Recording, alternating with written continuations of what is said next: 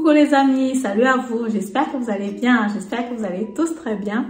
Dans la vidéo d'aujourd'hui, j'ai envie d'aborder comme ça la thématique de la stabilité et de la sécurité en investissement immobilier. Parce qu'effectivement, si beaucoup de personnes se lançaient sur l'investissement immobilier, c'était à cause de la stabilité, c'était à cause de la sécurité, c'est parce que l'immobilier, c'est tangible. Mais aujourd'hui, par exemple, on se rend compte qu'il y a beaucoup de fluctuations sur le marché, il y a des paramètres qu'on ne maîtrise plus. Actuellement, le marché est assez instable, on traverse une période, voilà, on va dire de turbulence comme ça sur le marché immobilier ici en Allemagne. Est-ce que l'immobilier vous propose encore cette stabilité d'antan ou alors est-ce qu'il faut peut-être choisir un autre type d'investissement? C'est ce que je vais voir avec vous dans cette vidéo et je vous retrouve comme ça après l'intro.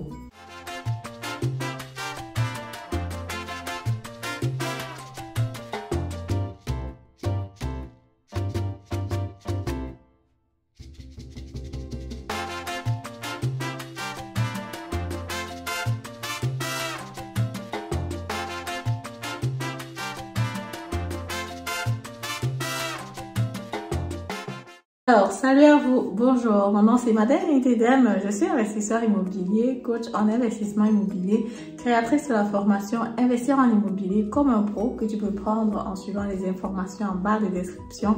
Je suis auteur du livre Devenez millionnaire avec l'immobilier que tu peux te procurer en suivant le lien qui est en barre de description.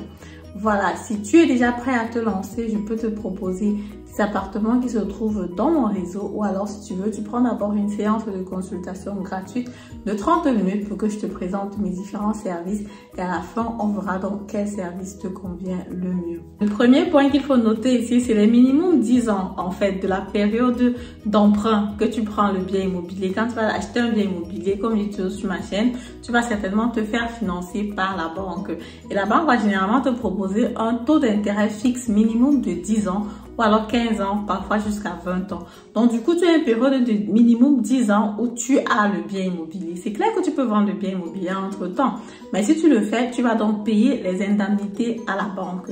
Et l'État fait ça de façon exprès parce que justement, on ne veut pas qu'il y ait beaucoup de fluctuations sur le marché immobilier. Imagine par exemple, il y a 5 ans, il y a 10 ans où le marché immobilier était complètement en poupe. Tu pouvais vraiment acheter un bien immobilier aujourd'hui et vendre ça demain. Mais vu que l'État ne veut pas, vu que l'économie aussi ne veut pas, parce qu'on sent que ça va rendre le marché assez surchauffé et pas maîtrisable du tout. Et ça va justement empêcher qu'on ait cette stabilité-là.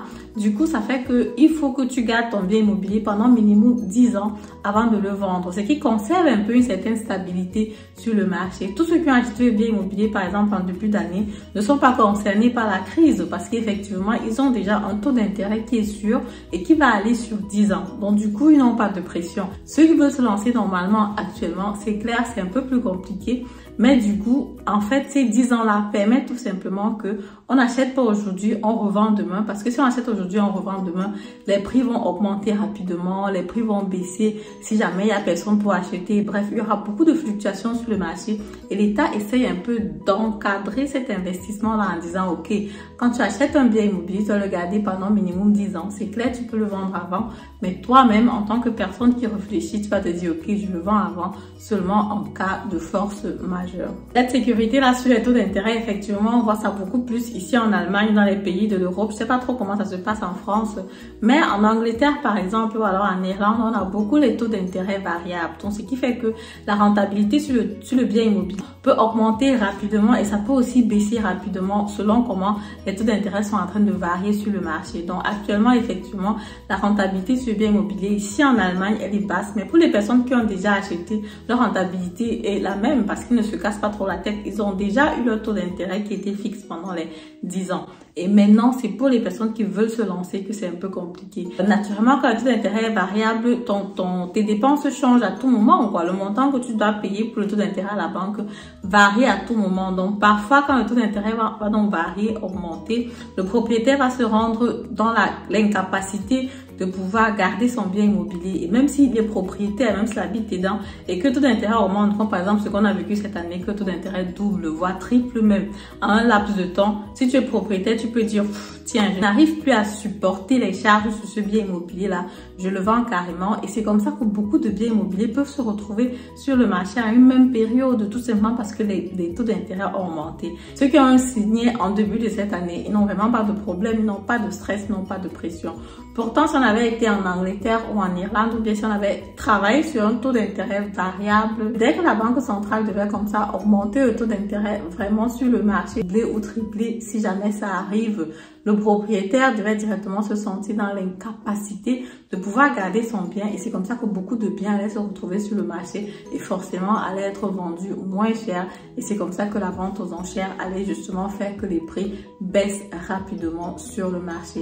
Donc en Allemagne, on peut dire comme ça que le secteur est assez encadré pour qu'il n'y ait pas trop de fluctuations dans le domaine. Le deuxième point qui va être très important aussi ici en Allemagne, qui fait qu'il y ait vraiment beaucoup de stabilité et de sécurité sur le bien immobilier, c'est vraiment aussi le fait que, voilà, l'Allemagne a plusieurs capitales, l'Allemagne a plusieurs secteurs où tu peux te développer, où tu peux vraiment, où tu peux devenir ce que tu veux, quoi. Donc, c'est pas vraiment comme dans d'autres pays, par exemple, en France, si tu veux faire quelque chose de bien, si tu veux être grand, si tu veux être fort, il faut passer par Paris, par exemple. En Angleterre, il faut être à London. Donc, du coup, les propriétaires qui sont à Paris, les propriétaires qui sont à London se font payer des loyers énormes ou alors vendent les maisons à des prix énormes parce qu'ils savent qu'ils sont là où tout se passe. C'est là-bas que tout se passe, c'est là-bas que le game, c'est là-bas que le game va être joué. Et du coup, les prix donc augmentent dans ces régions-là. Pourtant, ici en Allemagne, voilà, tu peux t'en sortir, même si tu es à Berlin, si tu es à München, si tu es à Francfort, si tu es à Stuttgart. Bref, il y a des grandes villes un peu partout et dans tous les États qui sont différents et qui se concurrencient les uns contre les autres pour s'arranger à ce que l'État soit quand même vivable et ait beaucoup à proposer pour les individus qui sont soit créatifs, qui veulent fréquenter, qui veulent par exemple, je sais pas moi, mettre des sociétés sur pied. Et ce qui fait que le pays n'est pas concentré seulement sur une ville ou sur un seul État comme ça se passe dans les autres pays. En France par exemple, comme je disais tout à l'heure, Paris, tout le monde connaît, tout le monde veut y aller. Angleterre, Londres, tout le monde connaît, tout le monde veut y aller.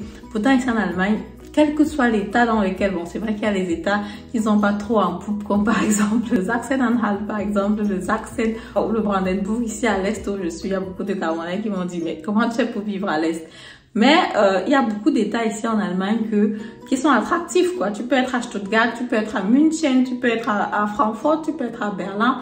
Beaucoup de grandes villes, mais tu restes quand même dans le game. Donc, ce qui fait que il n'y a pas une montée flambée des prix, une concentration des prix qui monte seulement en un seul endroit et les autres qui souffrent. Bon, c'est vrai qu'ici, en Allemagne, à München, quand même, c'est une autre catégorie. Mais naturellement, on voit aussi que les autres grandes villes, même si elles courent à petits pas, essayent quand même de rattraper München dans ce sens-là. Troisième point qui va être important aussi à noter, c'est que quand on regarde aussi les statistiques ici en Allemagne, on se rend compte qu'il n'y a pas beaucoup de personnes qui sont propriétaires ici en Allemagne. Pourquoi? Parce qu'être propriétaire ici en Allemagne, ce n'est pas du tout évident. Pour accéder à l'achat d'une maison, les étapes qu'il faut traverser, c'est pas du tout évident. Donc du coup, il y a plusieurs personnes qui ne sont pas propriétaires du tout. Les gens vont acheter maximum un appartement, 2 appartements. Je regarde la population entière, hein, donc les Allemands et tout le reste sont inclus. Les gens vont acheter maximum 1, 2 appartements ou ne pas acheter du tout parce qu'ils ne remplissent pas les conditions. Mais dans les autres pays, il y a un peu cette facilité-là à avoir accès au crédit, à avoir accès à l'achat d'une maison,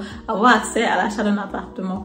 Donc en Allemagne, comme il y a plusieurs personnes qui n'auront pas accès, ce qui va faire que la fluctuation va être réduite et la stabilité va être donnée, quoi. Donc le marché va être un peu plus régularisé et ne va pas être ouvert comme ça à n'importe qui, n'importe comment. Le quatrième point qui va être très important aussi ici en Allemagne, c'est que chaque fois que tu prends le crédit sur l'achat du bien immobilier, il faut que tu rembourses ta dette. C'est une obligation. Tu n'as pas facilement la possibilité de prendre le crédit et ne pas rembourser la dette du tout. Donc, quand tu as le taux d'intérêt d'un côté, tu as le taux de remboursement de l'autre côté. Le taux de remboursement, c'est toujours 2%. Bon, actuellement, c'est en moyenne 2%. C'est vrai qu'il y a les années précédentes, on avait souvent les 1%, 1,5%, mais ce qui est sûr, c'est qu'il faut que tu rembourses ta dette. Pourtant, quand tu regardes dans d'autres pays, je crois que c'est même une des raisons pour lesquelles les crédits ont eu, c'est une des raisons pour laquelle il y a eu la crise aux États-Unis. C'était justement que beaucoup de crédits étaient pris beaucoup de crédits n'étaient pas remboursés du tout. Tu avais la possibilité de prendre le crédit, rembourser juste le taux d'intérêt et voilà, le remboursement de la dette, tu pouvais attendre même jusqu'à 15 ans avant de rembourser. Tout simplement énorme parce qu'effectivement, quand il y a chute sur le marché ou bien si jamais il y a problème et que tu n'as rien remboursé sur ta dette, le montant qu'il faut que tu ramènes est vraiment énorme. Pourtant ici, en tant que propriétaire, quand même, tu rembourses chaque fois 2% de ta dette sur le bien immobilier. Et après 10 ans, ce qui est sûr, c'est que quand tu vas faire le refinancement, ta situation financière est censée avoir changé parce que ton salaire que tu as aujourd'hui, c'est pas le même salaire que tu auras il y a 10 ans. Donc du coup, ce qui est sûr, c'est que tu te seras amélioré avec le temps. Et cette amélioration-là va donc avoir un point positif pour toi pour plus tard, pour faire ton refinancement en ce moment-là. En même temps aussi, aux États-Unis, il y avait beaucoup de spéculation. Donc, ce qui fait que tu venais avec ton bien immobilier, tu disais que, ok, le bien immobilier coûte aujourd'hui, par exemple, 200 000. Tu dis que voilà, vu la croissance qu'il y a sur le marché actuellement, je pense qu'il aura une valeur de 250 000 éventuellement dans 5 ans. Et tu demandais à la banque de te prêter déjà l'argent qui est en top là, quoi. Et les banques étaient prêtes à le faire parce qu'effectivement, elles voyaient aussi la croissance qu'il y a sur le marché. Quelque chose comme ça ici en Allemagne, c'est assez compliqué. Parfois, c'est vrai qu'il y a parfois des personnes aussi qui me contactent et qui disent, ok, je veux acheter un bien immobilier de 200 000 euros, mais est-ce que c'est possible de me faire financer peut-être 250 000 euros? Là, je prends les 50 000 euros, cache dans ma main, je fais autre chose avec. Ici, c'est assez compliqué. Tu peux par exemple prendre un crédit de 200 000 euros sur ta maison, ajouter un crédit de rénovation là-dessus. Ça, c'est possible. Mais un autre crédit comme ça que tu vas juste prendre parce que tu veux avoir l'argent, ça se passait dans d'autres pays. Et puis justement, on a vu les conséquences de cela. Ici en Allemagne, ça va vraiment être assez compliqué. Parce que la banque fait aussi son calcul. La banque regarde que est-ce que je peux récupérer mon argent ici là. C'est même que si elle sait qu'elle peut récupérer son argent, qu'elle va te faire financer en ce moment-là.